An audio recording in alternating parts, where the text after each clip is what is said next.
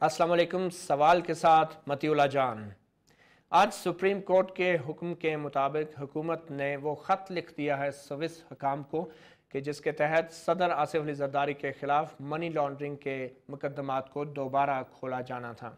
Supreme court में बयान दिया चेयरमैन कौमी एहतसाब ब्यूरो नवीद एहसन ने। एक तहरीरी बयान था जिसमें यह भी कहा गया था कि वो ख़त भेजा जा चुका है स्विस हुकाम को।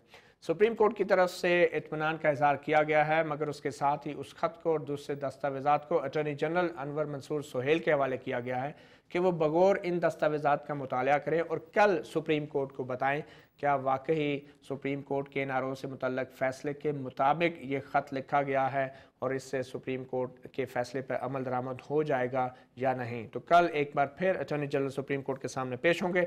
मगर एक और बड़ी खबर जो अब सुनने को आई है कि अभी स्विस हुकाम को ख़त मिला नहीं, मगर वहाँ के अटॉर्नी जनरल और प्रोसिक्यूटर जनरल ने डॉन न्यूज़ से ख़ास तौर पे बात करते हुए कहा है कि सदर जरदारी को बैनुल-अक़वामी सदूर की तरह इस्तिस्ना हासिल है, उनके खिलाफ कोई कानूनी कार्रवाई नहीं की जा सकती।